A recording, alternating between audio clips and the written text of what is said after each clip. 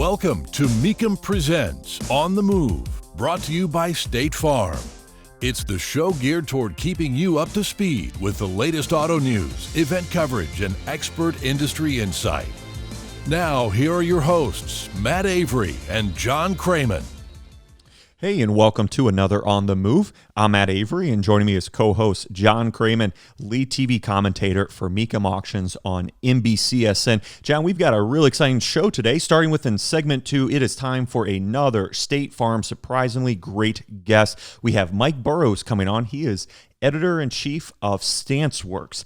And then in segment 3, you and I are going to be having a discussion focused on Chevrolet sports car, the Corvette. You and I spent the last weekend at Bloomington Gold, the big Corvette show in Indianapolis. So we'll be recapping our time there, and then also getting listeners up to speed with the state of the Corvette market. Now, speaking of getting listeners up to speed, John, what's the Mecum schedule for the rest of the year? Well, in regard to auctions, Matt, we've got 7 left on the schedule. Let's just do a quick rundown. Next auction coming up is going to be at Orlando, the big summer special, and that is going to be the end of July. Then we head out to Monterey, California, for that great event, part of Monterey Car Week, as always. That'll be a big 3-day auction with about 600 entries. Mid-August, of course. Dallas in September.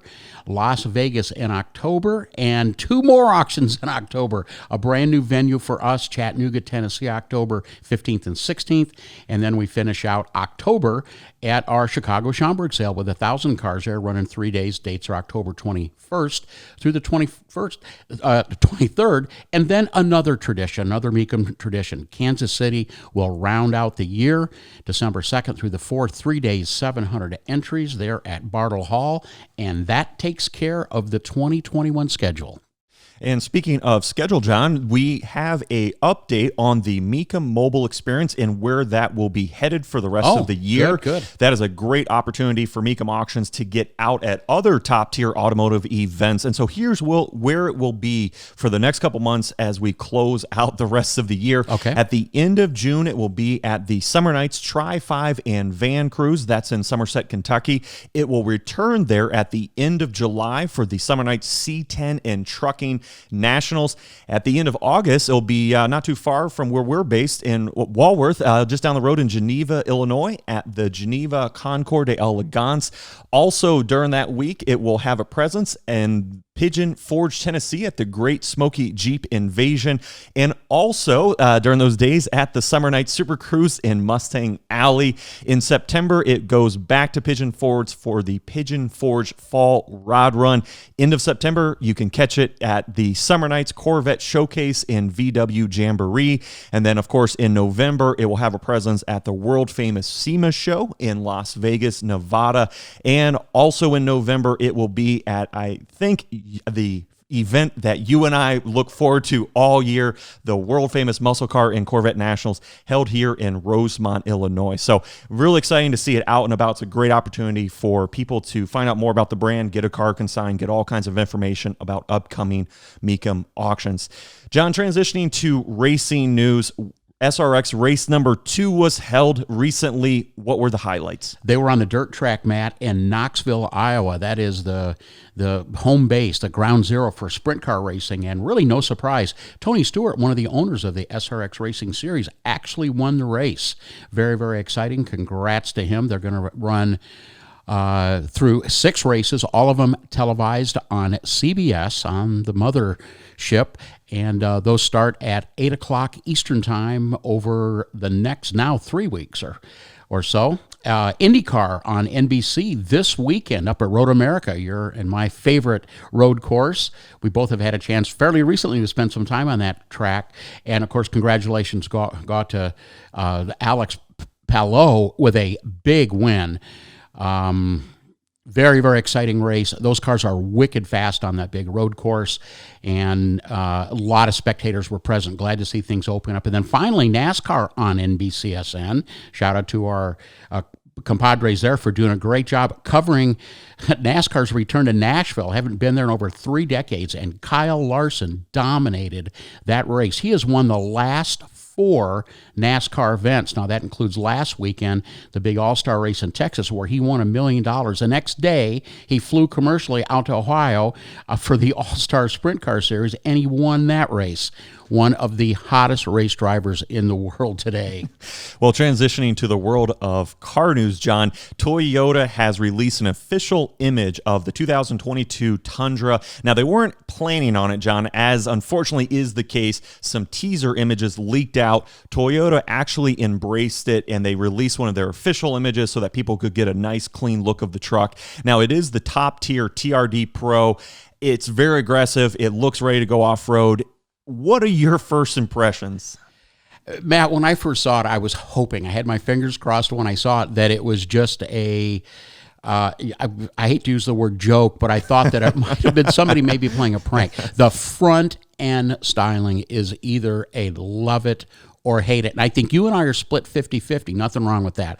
I find the truck itself looks great, but the front end styling, particularly with all of the black against the white paint, really looks just too massive to me. What are your thoughts? Well, I think the reason why you said we're split, because I will say it wasn't as jarring for me. It really does adopt what I would say is contemporary design language for these big trucks, where it's very angular, very muscular, and like you pointed out, the front grille across the board, across multiple brands, it really is becoming common to have that be a two-tone effect from the bodywork. It seems like very rare are you getting any of the truck's paint color up front in place of just a matte black or a gloss black grille and bumper.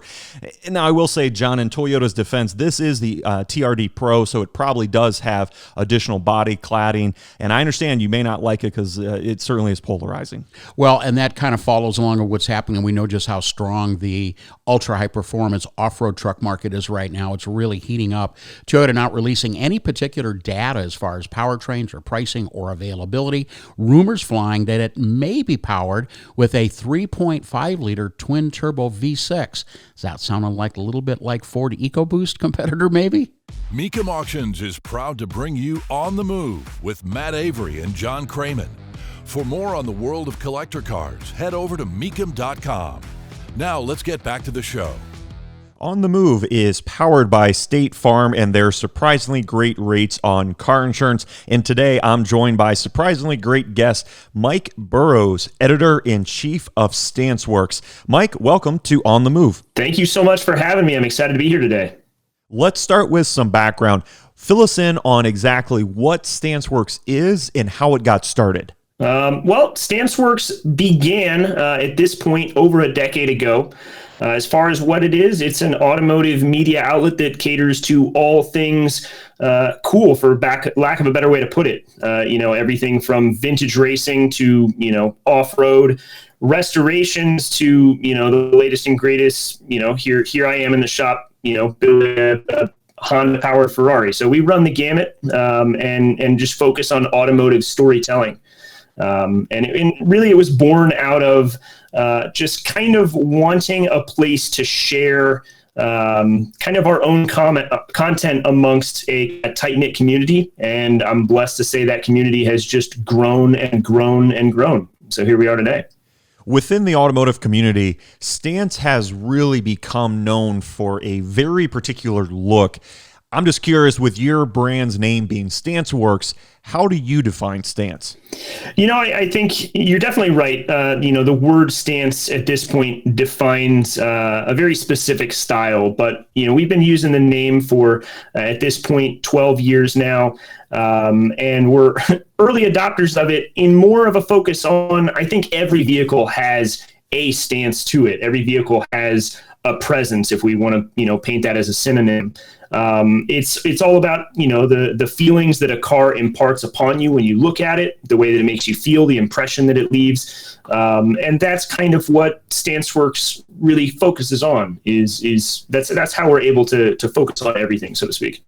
So in addition to producing some really top-notch content, both the writing and the photography, you also have built quite a following based on vehicle builds. And one of the builds that really puts you on the map, Mike, was a BMW named Rusty. Fill us in. How did that project come about? Rusty and I go way back. The project began way back. I want to say, I mean, this predates Stanceworks. I had just graduated high school, and I had this BMW E28 535. It was an 85. I had bought it just kind of as a daily driver for to drive while I was S54 swapping an E36 that I still have to this day. But as all daily driver projects tend to do, it kind of unraveled and I started tinkering with it, and I put coilovers on it and wheels, and I upgraded the whole interior and started tinkering with the motor, and before I knew it, it wasn't a daily driver anymore. But what really kind of set the car off is at one point I decided I had this parts car that all of the paint had just kind of come off. It was the hood of it was rusting. And I said, well, I kind of want to strip that all the way down and leave it with no paint on it and put it on my gloss black car. I think that would be a really cool juxtaposition.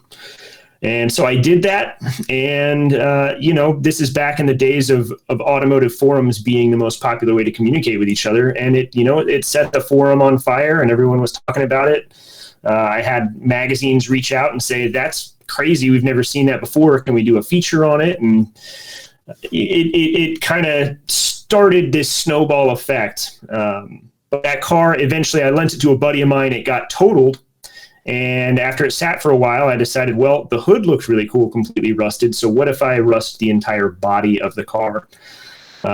So I did that, and then kind of over the number of years, it just kind of evolved. I ripped the motor out of it. I put a twin turbo Toyota 1JZ into it. I eventually chopped the roof. I body dropped all the suspension mounts, and it really just kind of got carried away into this wild and crazy project. And the latest rendition of the car, kind of its final one, the way that the car sits now, is in 2011, I had a garage fire and the car burnt down to the ground. And I knew there was no way to save that vehicle as it was. So with the help of a buddy, we cut the skin off of the car, knowing that we need to build it as a tube chassis to bring it back to life. And so I decided to build this kind of tube chassis car, Group 5 car from hell. It is a over-the-top kind of tribute to the IMSA and FIA Group 5 cars, cars like the Porsche 935 or the Zach Speed Capris, just building something that pays tribute to those while having a kind of a unique spin on it that no one else has seen before. And the vehicle garnered even more attention when it was on display at the SEMA show in Las Vegas in 2015. Mike, was that the first time that you had a vehicle there for that show? Yeah. So when I was kind of in this rebuilding process of Rusty, the guys over at H&R Springs caught wind of it, and they said, hey, we love that car. We know that car's story. We would love to be a part of the rebuild and give it a platform once you're done. And so in 2015, when the car was finished, it was debuted at the SEMA show in the H&R Springs booth. And it was, it was the star of the show. It was an awesome year, and it was a great way to kick off kind of a sort of career in building cars. And so I've really put a lot of effort into that over the last number of years. And it's tough to say what has garnered more of a following on a personal level, whether it's, the photography and the writing or the cars, but it's exciting that there's an audience out there that's enjoying what I do. Two other projects that you put together that got a lot of attention were a pair of Model A's. One of them you equipped with a BMW V8. The other was equipped with a supercharged Coyote motor. And it seems, Mike, like that's a theme with some of your builds, is that you take really vintage vehicles and you pair them with high-tech modern powertrains. Is that combination kind of a hallmark of one of your builds? Honestly, I've never really thought about it that way, but there's no doubt that seems to be the case. I definitely like to mix and match. I like to bring different sources of influence into my builds. I know that there's a time and a place for, those perfect restorations or making sure your Chevy has all bow tie parts on it.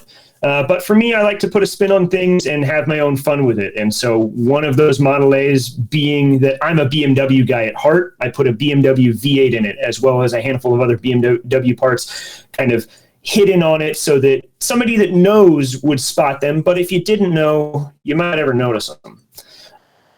Second Model A, I guess I did keep it a little bit more in line. It's a Ford with a Ford motor. But like you said, it's a modern Coyote power plant. We stuck a blower on top. 730 wheel horsepower. It's got a completely new modern chassis underneath it that I hand built. It's really just a modern car with a Model A skin on it. So I think you touched up on something there. I haven't really thought about that. As we're talking, it's readily apparent that your builds are radical, they're over the top, and you are a guy that rolls up your sleeves, you jump into them. So that probably has a lot of listeners wondering, what's your technical background? Did you attend a trade school? Are you self-taught? Where did you get all this know-how and craftsmanship? I went to college. I had a partial college career for photography, and I was inspired by a professor of all people to leave. They said, "Hey, I don't really know what you're doing here. I think you should be focusing on other things. I think you could be," not saying that I was a bad photographer. They said, you've got the skills to do this, but you're great at a lot of other things. I think you should go out and work, not just be here getting a degree. And so with that, I left school and moved to California and have been doing Stanceworks full-time ever since. But I have no formal training when it comes to, fabrication and building. My mentality on that kind of stuff is always, if somebody else can do something, then I should be able to do it too. It doesn't mean I can do it as well or as effectively or with the same level of finesse or fit and finish, but I can learn and I can try. And so I am willing to dive in head first into anything. I love learning. I love doing new things. And so when I encounter something on a vehicle that I haven't experienced before, it's a new opportunity. If that's designing my own, independent front suspension geometry for my latest Model A, or, I've never worked with Honda motors before or turbochargers, but here I am building a, complete turbo manifold and designing my own kind of wastegate priority manifold, things like that for a turbo Honda build. It's all an opportunity to try something new and to learn. And if you don't nail it, the best part is you're building skills. You can just start over. You can do it again. Well, you mentioned that your vehicles typically get a lot of attention, and one of your current projects I know is going to turn heads when it debuts later this year, and that is a 1981 Ferrari 308 Gtbi that you were building to not only debut at SEMA, but also to compete in the Global Time Attacks Limited class. Mike, this is another crazy out-of-the-box project. How did this one come about? I've always had a thing for the 308. I think it's one of the best looking cars ever made. If I were going to pick from the entire Ferrari lineup, the only two cars I would say that I think are even remotely preferable would be a 288 GTO or an F40. And both of those are kind of the same car, just turned up a notch. So the 308 is kind of a halo vehicle for me, even over cars that cost millions and millions of dollars. And I almost bought one way back when I was in college. That E36 that I was mentioning a moment ago, somebody came up to me and offered me $25,000 for this car, which, especially at the time for an E36, is an insane amount of money. I'm foolish to have turned it down. I thought about it though, and I had picked out this white Gtbi 308 in Florida. It was exactly what I wanted, and I knew this was the car I was going to buy, but I couldn't find it in myself to sell my BMW. But now, more than 10 years later, I decided I got to make this thing happen. I got to buy one of these cars before they're just truly unattainable. They were $20,000 at the time. They're significantly more now, but got a good deal on one, and I knew buying it when I pulled the trigger exactly what I was going to do. I ripped the engine out, and I'm putting in a 1,000 horsepower turbocharged Honda K24 paired with a sequential gearbox, and we're going to go fast. That's the idea. Well, helping you in that mission is the fact that you've also taken out nearly 1,000 pounds from the vehicle's stock curb weight. You've got big wheels and tires all the way around, and of course, a really aggressive suspension package. Now, you've got the car set up as a time attack car. Mike, for those who are unaware, fill us in. What type of racing or competition is that? Yeah, so the kind of 1,000-foot view of time attack racing it's a competition for lap time. So instead of wheel-to-wheel racing for position, there are class rules. You build a car to fit within a certain class, in my case, the limited class. And it's all about who can put down the fastest time within that given rule set. Now, the car that I'm building lands in the limited class. That is the lowest class that it can be in because I have put an engine from a different make into the car. And it's kind of funny because I could be in what's called street class if I had chosen to, put a 488 Pista motor in this thing. But I didn't. I went with a Honda 4-banger, and now I have to bump up a class. But it does give us some kind of options to start changing things. We can modify the suspension quite extensively, which we're doing with custom designed control arms and suspension uprights on all four corners of this car. And it also allows us to run a lot of aero. We're going to have a really big aero package on this car, so apologies to the purists. I know some people say the 308 design shouldn't be touched.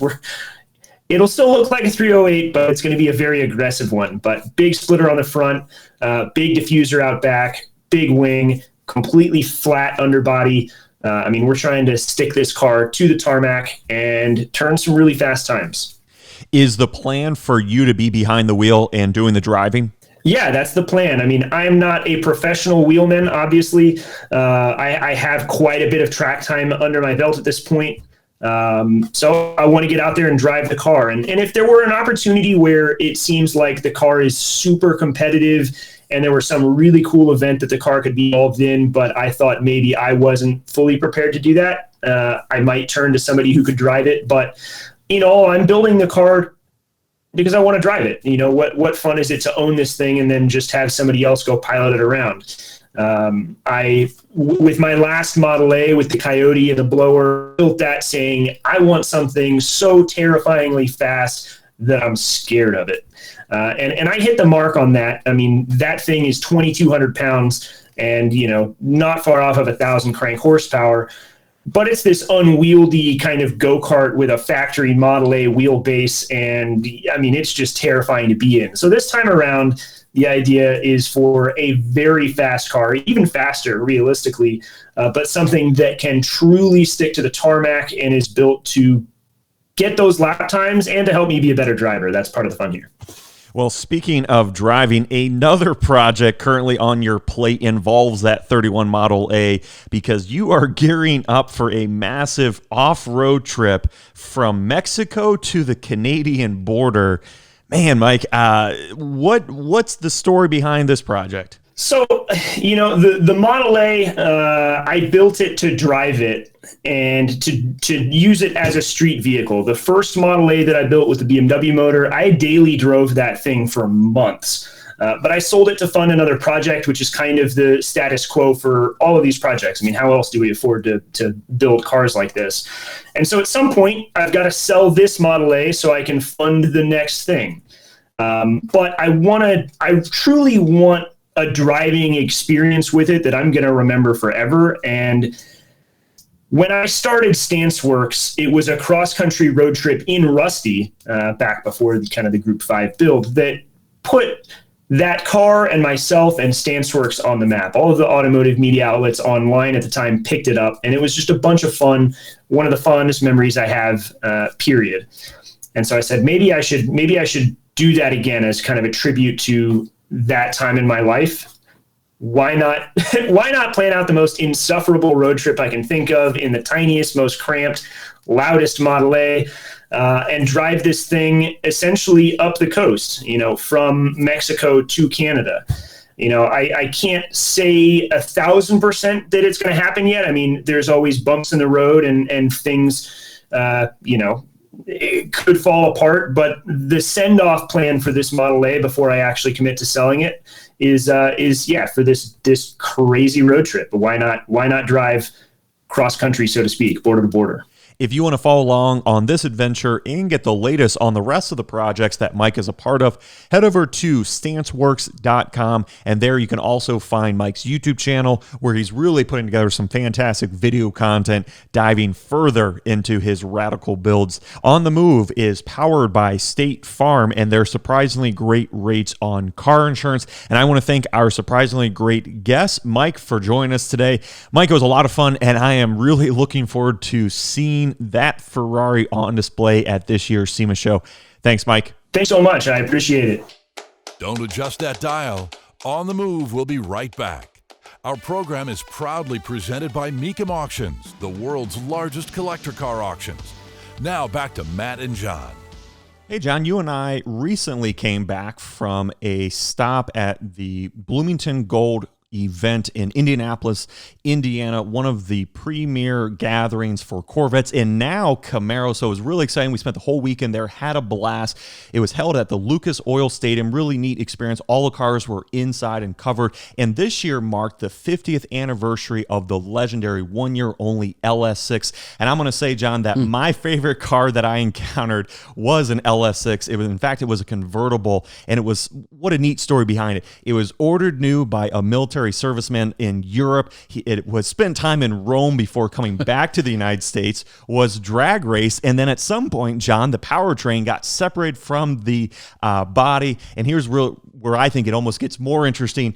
Jim Wallace, a retired GM engineer and notable LS6 expert, he doesn't find the car. He finds the engine first, and then years later, he is able to purchase the car, reunites them, and man, that thing was looking super sharp. And just like I said, one of many great examples on display. Now, I mentioned Jim Wallace because he was also a part of the Bloomington Gold, not just having a vehicle on display, but you and him actually did a morning seminar talking about the LS6. What were some of the highlights that you guys covered? Well, I think it would have been important to the attendees, Matt, to really understand the importance, not only just because it's exactly 50 years, but just how potent and how rare those vehicles are. 188 were built. It's a 425 horsepower, 454. Now we hear LS6, we think 1970 Chevelle, but in the Corvette, it was only available in 1971, and it's very similar as far as the high performance content of the 70 LS6, but because of the requirement now for low lead fuel, the compression ratio got bumped down to about 9-1, and it was really cool to be able to sort of lead Jim through a very good and well attended, of course, event celebrating and explaining the nuances of that, especially compared to what everybody compares it to, and that's the L88, the high-performance 427 engine that ran 67 through 1969, and there is a lot of similarities there, and we all got to learn from Jim about that. Yeah, and it was also neat, John, because I had the chance to present on one of my favorite topics, which is the Camaro performance, particularly zeroing in on the first gen. Those years are really exciting and really serve as a foundation to understand how the Camaro performance scene really took off. So it was quite a whirlwind tour because I went through all of the major 427 conversion players back in the day, including Dana, Nicky, Ball in Motion, and of course Don Yanko. And it was really neat to see all the enthusiasm for not just Corvettes, like you mentioned, but also Camaro, two legendary Chevrolet icons of speed and performance, and clearly the love is there. Now, I gotta ask, John, because I shared with listeners what my favorite car was at the show. What was yours? Well, there was a 1964 Corvette convertible that was there, Daytona blue, black interior. But let me tell you a little bit about the backstory. 3 years ago at McCacken, I met a fellow there with a 1968 SS396 Camaro that he had bought brand new and still had it. Wow. And it's a great car. But anyway, his son-in-law and his daughter came up to me and said, "Can you keep a secret?" And I says, "I sure can." And I did, by the way. She said, "We have purchased," they don't know it, Mom and Dad don't know, we've purchased their 1964 Corvette convertible that they ordered and bought new back in 1964. And we're having that car restored, and it's going to be a permanent part of the family car collection. So bring it now up to the modern day. The car has been restored. It was there. I got a chance to see it. It's been revealed to Mom and Dad, and I'm very proud that Guy Larson had asked me to assist in helping hand out the awards after the show.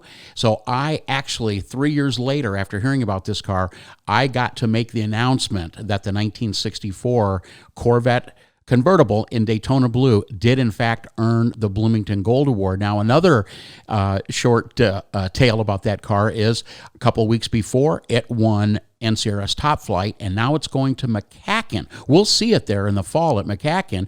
If it wins an award there, and I'll predict it will, it gets what we refer to as the coveted Triple Crown. So just a lot of great Corvette backstories. Really liked your thoughts about why you like Jim Wallace's car. And, you know, there's so many great cars. The hardware is cool. We know that. But what I think both hits you and I very, very hard are these backstories, the emotional connection with these cars. That's what it's all about. Yeah, absolutely. It's that human connection that keeps the passion going. Right. Now, John, of course, what matters when you're at a top-tier event like this is presentation. And one of the best ways to keep your car looking sharp, whether you're just out for a Sunday drive or being presented at an event like this, is to have the right set of wheels and tires. And this segment is sponsored by Coker Tire, who actually was a sponsor of Bloomington Gold. So a really neat tie-in. And Coker Tire is the exclusive tire and wheel sponsor of Mecum Auctions, and they have just thousands of authentic tires and wheels and accessories to make your ride look its best. Now, John, let's take a step back. We're coming off of a big Corvette focus weekend. What's the state of the current Corvette C8 market? Well, in regard to the new C8, Matt, a couple things are happening. First of all, orders for 2021 Corvettes have been frozen, have been stopped. They'll be starting to take orders for the 22 model cars yet. Okay. Coming up here soon. I think we'll probably hear that announcement within the next month or two. But here's the bottom line. They're still way behind on production and filling orders. It is going to be a long time, maybe a year to two, and possibly as many as 3 years down the road before production can catch up with the demand. And let me give you an example of what's happening right now with the C8s that are out there. Mecum auction since July of 2020. That would have been our Indianapolis auction, the big spring classic. Since then, we have had 27 C8 Corvettes across the auction block. Of those 27, 25 have actually sold. And it's been pretty typical that they bring anywhere between $20,000 and $30,000 over sticker price. Now, keep in mind, I mentioned we sold 25 of 27, so that's 2 didn't sell, but one that did not sell previously is coming back to Mecum. It's going to the Orlando Summer Special coming up in July, and it happens to be the very last 2020 Corvette built. What do you think of that one? Well, John, it seems that the question of is the C8 market still red hot? It seems clear like it really is. Even after all the months on the market, people still can't get enough of such an iconic sports car. Yeah, and then just as a final comment in regard to the Corvette market overall, Matt, all segments, and that would be original cars, restored cars, resto mods, representing virtually all 8 generations of the Corvette over the past year, that market has really heated up. Rule of thumb right now, reports coming in not only from Mecum but from other sources as well, that the Corvette market in general, and again, strength showing in all segments, up about 20% in the past year. No surprise considering that it is America's sports car. You've been listening to Mecum Presents On the Move, brought to you by State Farm. For more information, visit Mecum.com. And join us again next time as we take you inside the world of muscle and collector cars and more.